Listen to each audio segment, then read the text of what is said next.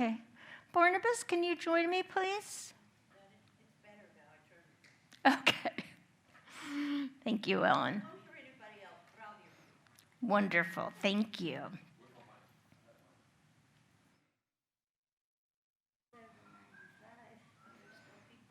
No.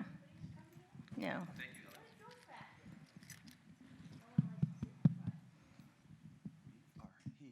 Right next to you. Okay. Right up here. Sit right next to you. Okay. Well, good morning, everyone, and welcome to Ask the Director. I hope many of you are watching from home, and I absolutely appreciate and love seeing everyone here today. Barnabas, would you start us off with our welcoming prayer? So let us pray.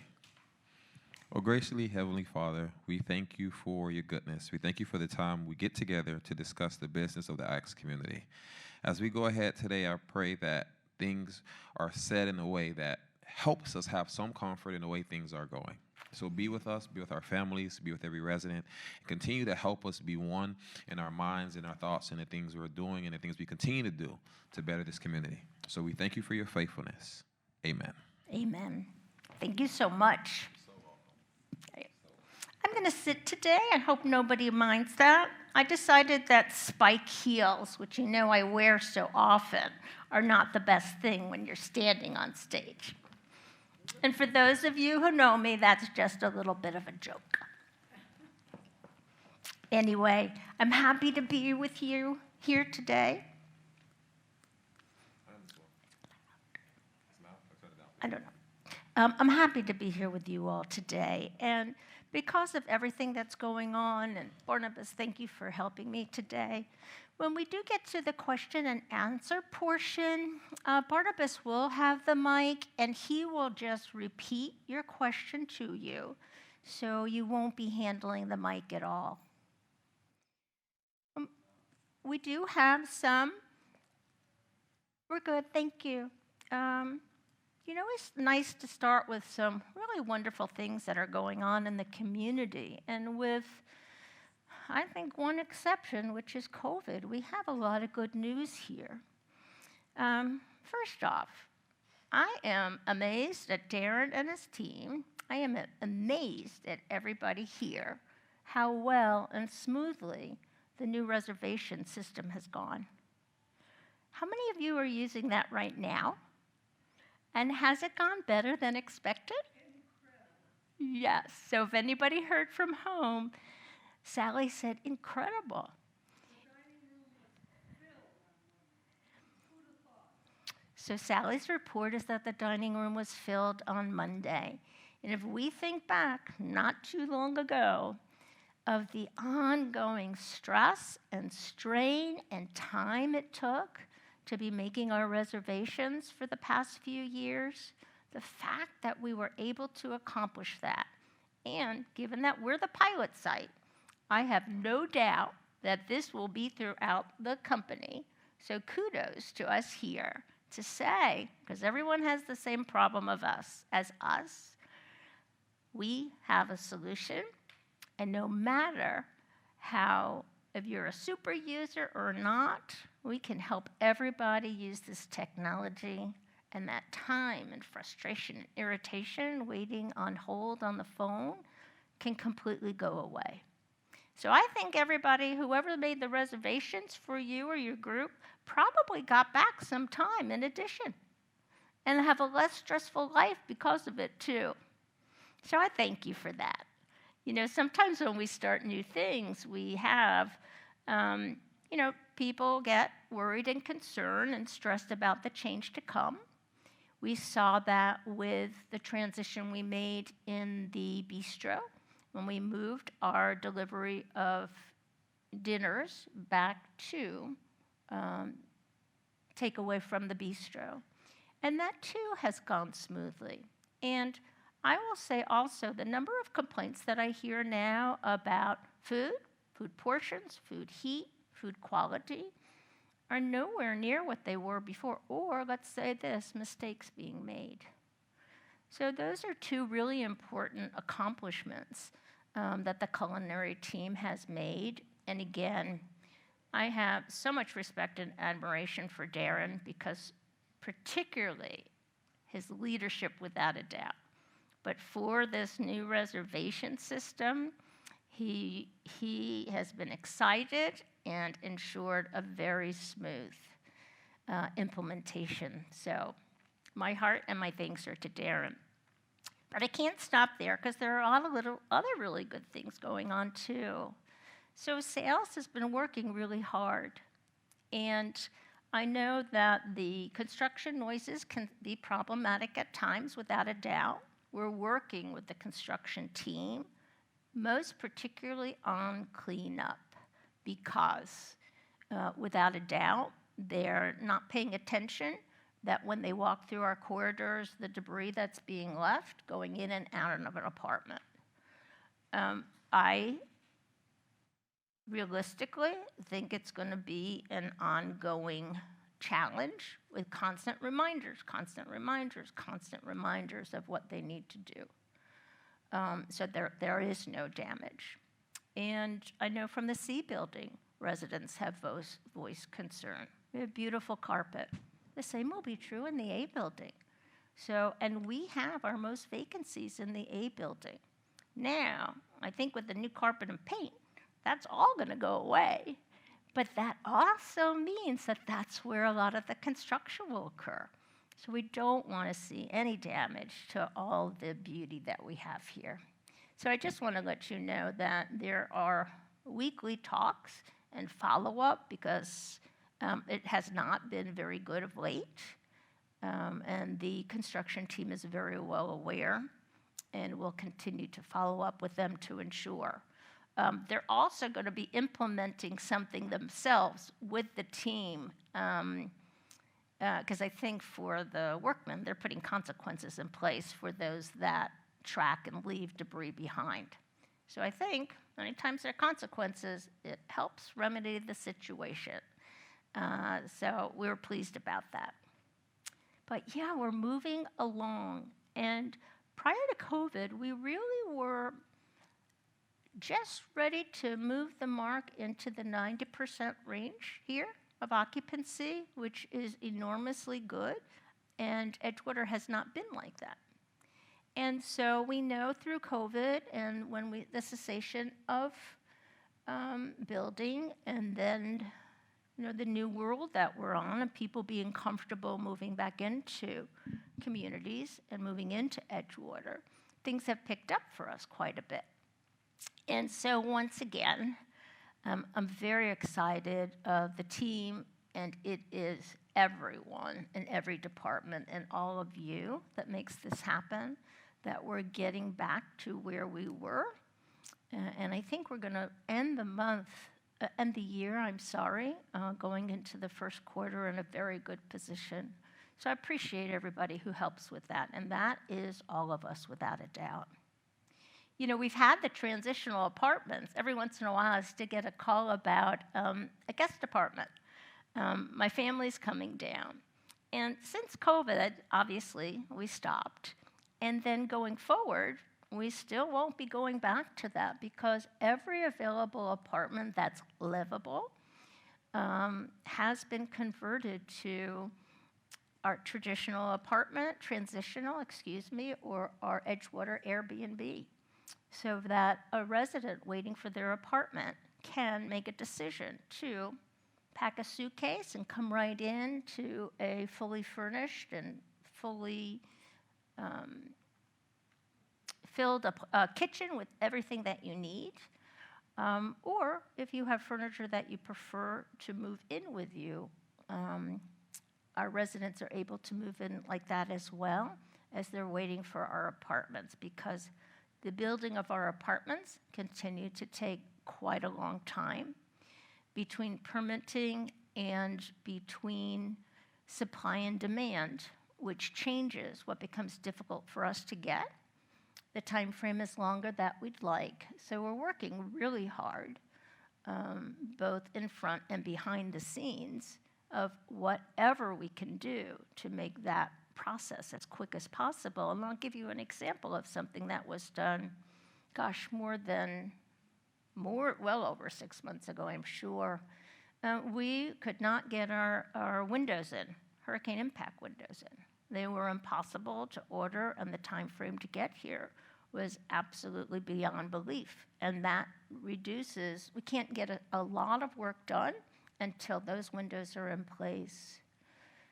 So Ross made a very good decision. He just went ahead and ordered for what we anticipated even before an apartment was bought, what window, so that we would not have to add that delay to the building process. And so that has worked out very well. Unfortunately, with supply and demand, then something else becomes difficult to get. But we're continuing to approach things in that way and to be creative about having, if we can't get this, what then? To stay on top of the process. So, excuse me, I know sometimes there are comments about the construction, and I understand. I do want to let you know that we have absolutely do not want to drag out the process. Our goal is to get everybody in here as soon as possible. So we are working very strongly and in partnership with our construction team, vendors, alternatives, a change in how a contract is written to help us move forward in that process sooner. I talk about that a lot because, we have, shortly, we're going to have the fee increases being announced. And that letter should be coming to you end of month. We always give 60 days notice before that comes out. That's an individual letter that gets sent to everyone. So what you'll see in there will be what the rate increase is, what your current payment is, and what will be the new amount. So you'll see what that looks like specific to you. And as I said, everyone gets their own letter. Excuse me. So I bring up our occupancy because our occupancy and how well we do here, obviously how well we manage expenses, plays a role in how we're able to do as a community and how that plays a role into our capital projects that are going on here. Because like all of us, we all have budgets, and we all have a lot of things that we want to do. So I know that recently I stopped washing my towels, and it's good that I have spare ones, because soon the whole pile is going to go over to my mother's house. And do you know why? My washing machine decided it no longer wants the burning of washing towels. It's just too much. So we'll only do light things. So now that becomes a decision I make in my own home. So if I was hoping to get something else or have windows cleaned or whatever it might be, take a vacation, well, things have to be reapproached and looked at because now the priority becomes the dishwasher. So I know I'm preaching to the choir because everyone has lived their life that way with managing a budget. But our occupancy and the best that we can do here also helps us, and helps us with our capital projects. And the increase is also necessary to help us sustain the community at the level that we want. ACTS is working and has continued to work extremely hard to keep increase as low as possible and fair. And we really are looking at the things that make the biggest difference on our budget, and a lot has to do with salary and wages. And so again, we know how hard it's been this year to recruit staff and retain them. And what's happened that's been important to do and very good is that we as a larger company have looked at a number of positions that are hard to fill, such as nursing, certainly culinary, and does a wage analysis about what's going on outside of our community to make sure that we're paying, our pay is in a good frame. We're never going to be at the top, but we certainly don't want to be at the bottom. because we want people to be here. So there have been a lot of adjustments and important ones to make, and that certainly has been important to do in order for us to continue to provide services, in order to give our staff a livable wage. And so that too is going to be reflected in the increase. It's also reflected with our employees as well. And I know Ellen's going to join me in a few minutes or at the end to bring up with a message in her heart that she often does. But I know everybody knows how hard the team works, and I do want you to know too, and I don't know if this is good or not for me to say, but our annual increases for our employees are very small. They don't go over 3%. And I bring it up because the staff appreciation campaign makes a difference. We all know how expensive it is to go to the grocery store. And for our employees to have a 3% increase each year, same for everyone else, it's hard to keep up with filling up your tank of gas. $50 yesterday, to feeding a family, to sending money home.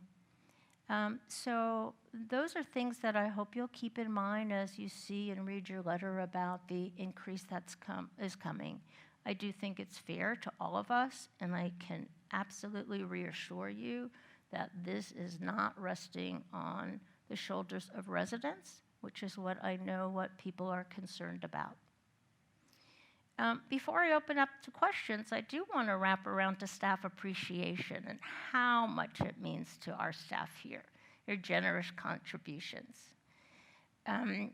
For residents new to Edgewater, it's important for you to know, and to know why, we have a no tipping rule.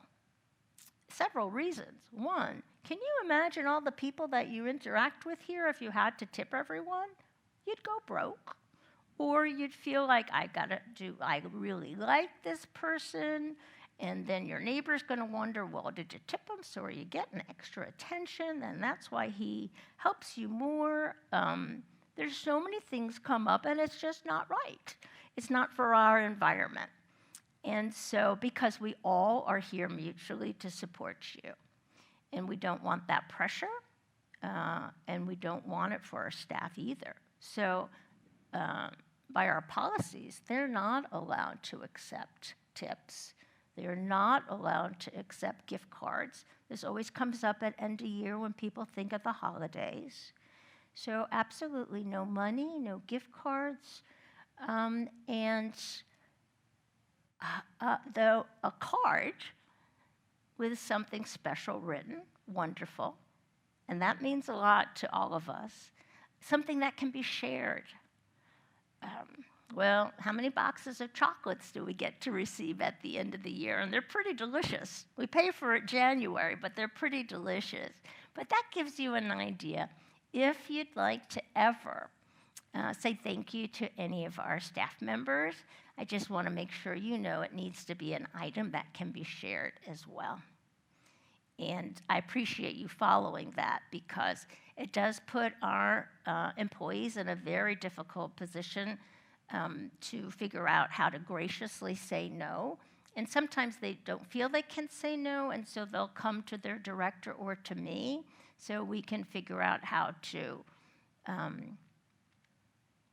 show our appreciation for the generosity and figure out a different way to say thank you without the acceptance of that gift. So, but along those lines, how many here remember Christmas in July?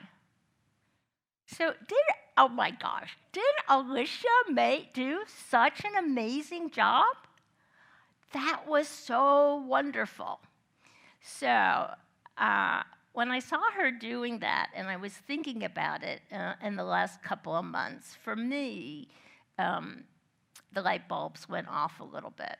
And that was something generated by the residents, and there was a donation that came from the proceeds of that. And we had so many residents and so many items that were there, and she was collecting for a really long time. So what I'd like to do this year, and Alicia is helping me, is that we have a holiday bazaar for our employees.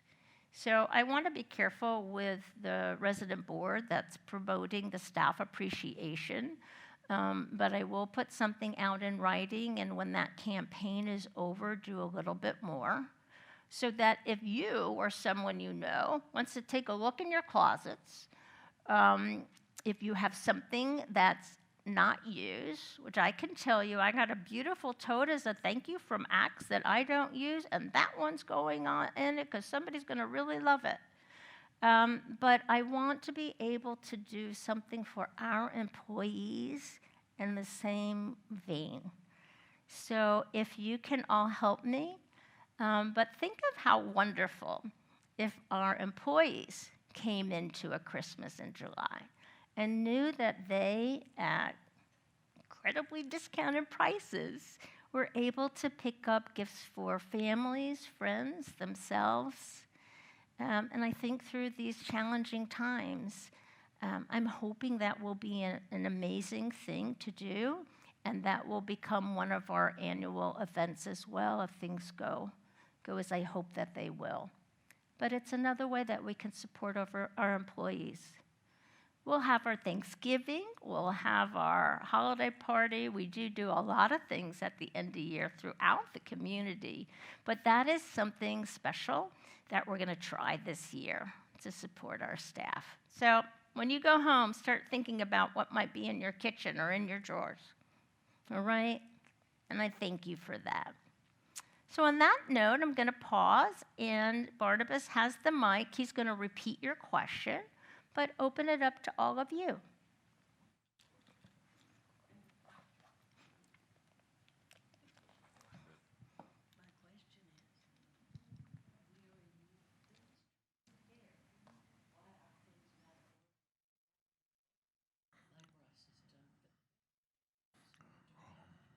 I'm going to stop there. So here's the question for Robin, all right?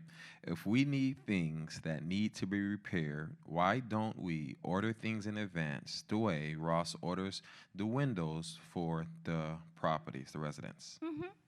So the answer to that is that when there are things that we know are in short demand or in hard demand to get, we do.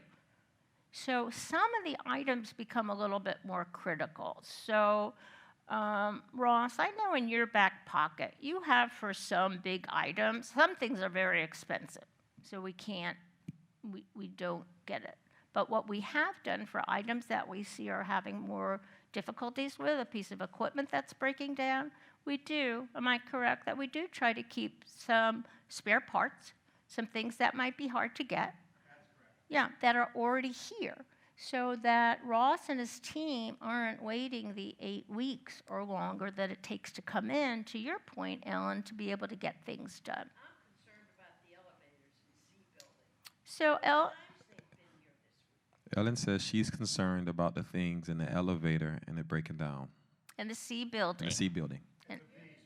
And the B. And the B building. Yeah. So, yes. And the auditorium. Yes, so we have had and seen just in the past 2 weeks. We know that the reason that the booster clinic was postponed on Monday, and want to really thank everybody for their participation and to all the staff that helped us. So wonderful. But yes, we couldn't do Monday because of the elevator right by the administration and the beauty shop. So we had to postpone it and move it a day. We did have, around the same time, that of the 2 elevators in the C building, one was having difficulties. And the day that the gentleman was out, the technologist, to fix the elevator right here was also looking at the C elevator. And I know and I completely understand the worry and the concern that it creates. It's not something to be minimized at all. We have very old elevators. Our oldest elevator are in the A building. right now, the A elevator is what is on the plans with the capital budget to be repaired first. I believe it's more than 45 years old. And so we're going to take care of that one, even though it's been quieter. However, there will be a domino effect. One of the things that will happen that will be very good when we replace the A building elevators is that we will have parts from the elevators that are very difficult for us to get based on the age and how technology has changed.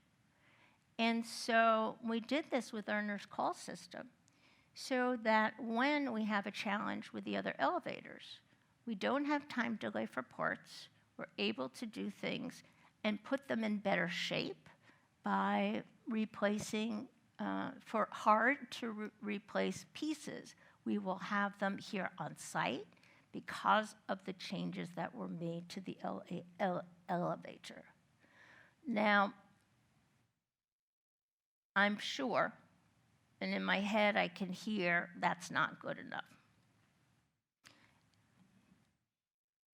And Elliot and Ellen just confirmed that that was accurate. Telepathy. It's not good enough. And because of the cost to replace, Ross, what are we estimating of replacement costs for one elevator?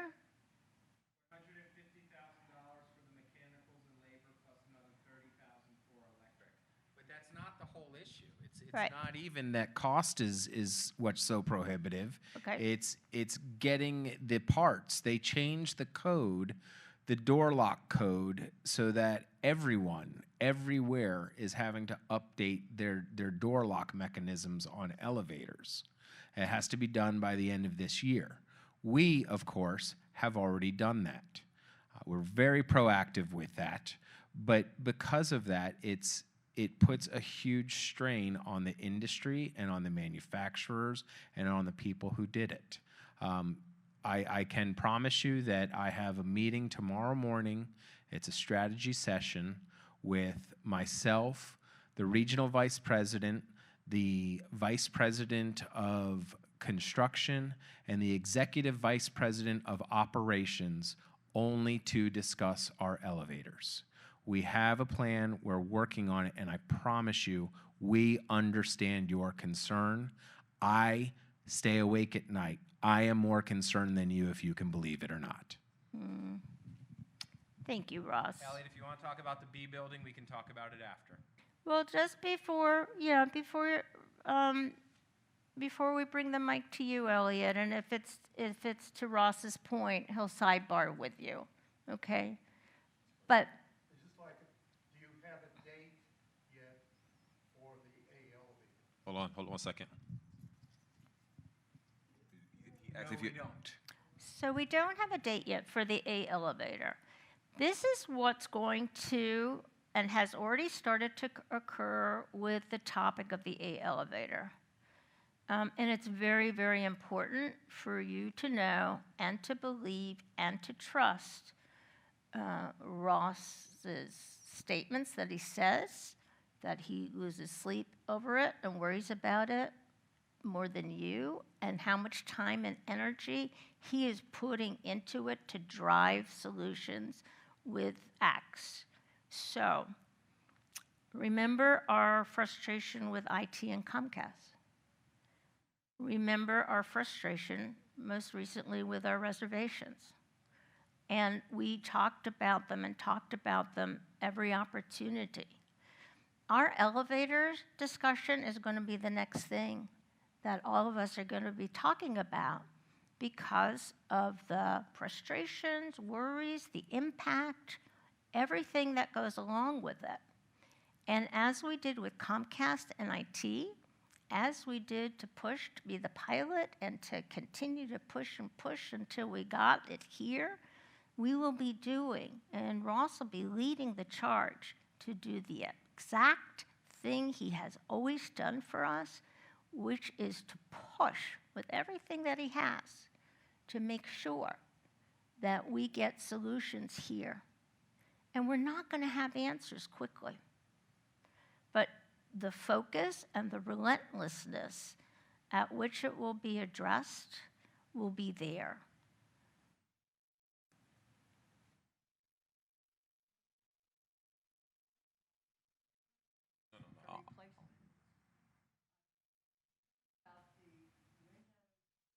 That are in the bedrooms that roll out. They are the, I think, the original windows. And I happen to live in a stack that is the one that sticks out farther than the others. And I faced east and west as a result. And I know the last time it was not a hurricane, but it was an active storm with the wind blowing the rain toward my bedroom windows. And it was coming onto the screen, which told me, in fact, it was coming through those rollouts. And I wondered if in your capital plan there is, in fact, some attention being given to an eventual replacement of those original windows with the building. Okay. The residents, I was asking the question, Ms. Robin, if the rollout windows that were that's in the residents now, the older windows, if there are plans in a capital budget to assess those windows and replace them with the newer windows that we're having because of some of the issues being faced. And I'm going to ask Ross if he does have information about that, Marlon, because we are actively moving around to, as everybody knows, to replace windows that need to be done. So I don't know, Ross, do you have any information on this that you can share? Yeah, if everyone remembers, we changed out all of those old windows in the common areas, including the breezeways, right. elbows. We did that, I think it was just last year, maybe even the year before. Yeah.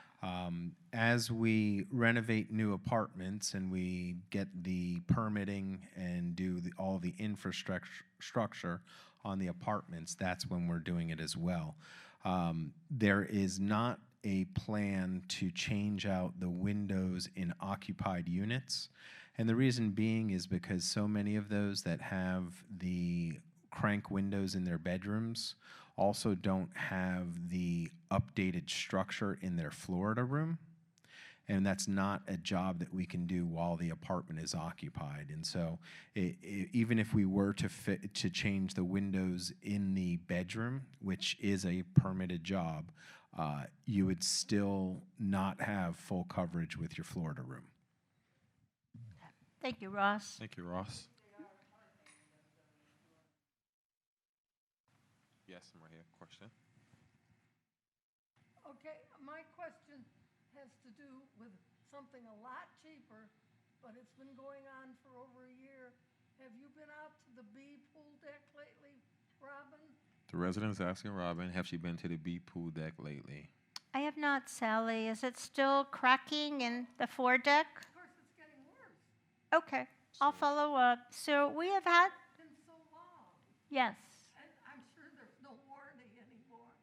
Well, I need to find out because when our discussion started, there was. So let me follow up on that. You've been so good at keeping me up to date on the status. All these little, well, you saw those. I did see them. Yes, I will see them, and I'll come out. And I have a second question. The 60 days goes from January 1st back, so is that either October 31st or November 1st, which would be next week, which you should be able to at least tell us if that's Tuesday or Wednesday of next week, or Monday or Tuesday. So what are you referring to? Monday, she's talking about the fee increase letter. Marty, are they set to go on the 31st? Can you give us They're going to be on the 31st, Sally? Monday? So can you give us a percentage today? I cannot give any information. Yeah, I can't give out any information. I can tell you that the letters will go out on the 31st. I can tell you that there is a meeting today, ACTS board meeting that is occurring today. It's already started, and Edgewater will be joining that meeting with all executive directors of all of the 20-plus communities for ACTS with their resident president, board president, and it will be in that meeting that there will be discussion about the fee increase. We have asked in past years that that information is held. However, I'm sure probably after, Elliot, hold on just a second. I'm sure that it will get out onto the rumor mill, but we don't know it as yet. So we will know today. Yes, the 31st. It gives you the 60 days notice. It will give you, everyone will get an individualized letter. We do that big wow every year, and it is a big wow. That's a lot of letters going out. That's a lot of very detailed information that is calculated specifically for you. If you have questions, if you're not clear how the increase amount was derived, we usually have questions that come up about that. We do everything we can to double and triple check names, Mr., Mrs., everything is correct. So it's important if there's something you don't understand or if we have missed something and there is an error, you absolutely let us know. We will review it so quickly and make sure that what you have is accurate and you have an understanding of it. So T is working very hard. We know her attention to detail. So there'll be several of us available once that letter comes out, available to meet with you and with families. Can I just say one thing regarding that? Yes, The increase doesn't take place until January 1st. correct, And that is our 60 days notice. correct, November and December. correct. Thank you. You're welcome. Elliot, before we wrap up, did you have something or? Yes. Okay. No, he's gonna repeat for you, Elliot.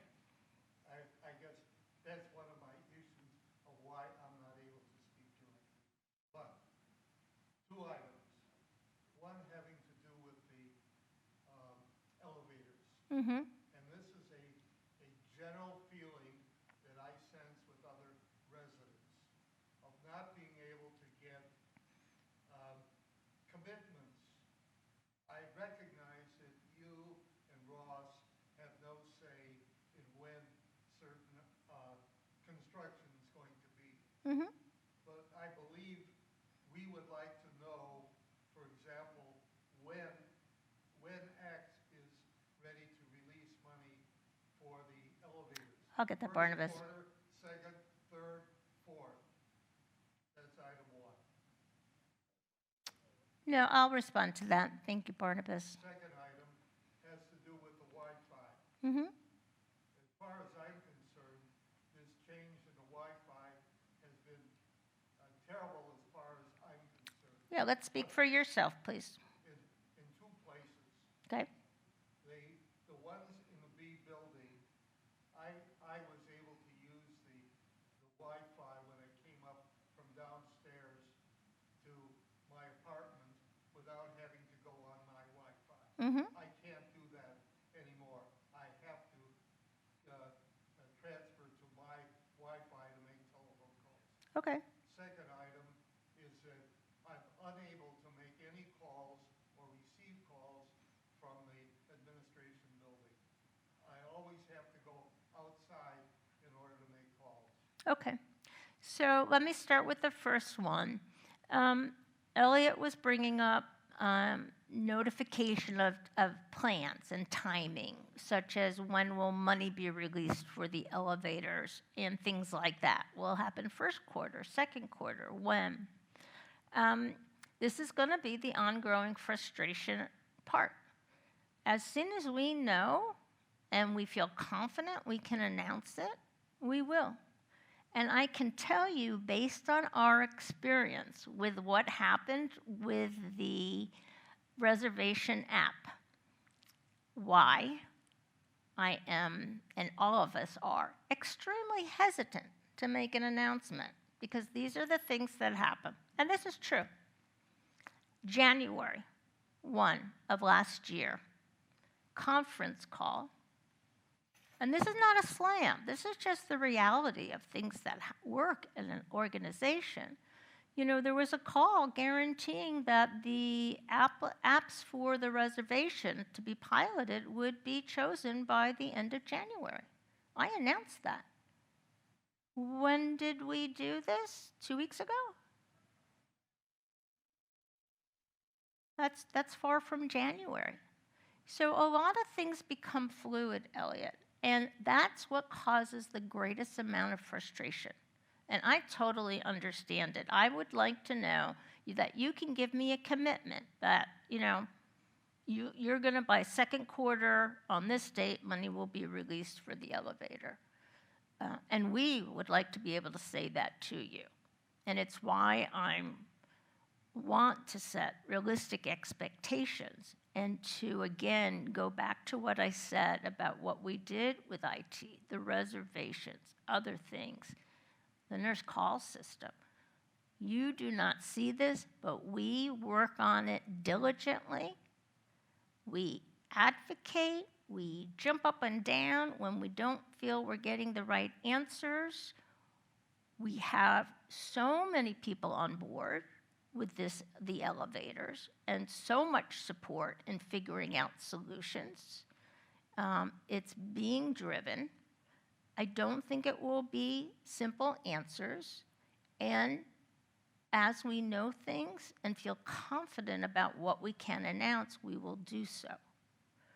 But Ross can't have his conference call that he just spoke about with all the right people that are on that call, with all the right people that make things happen.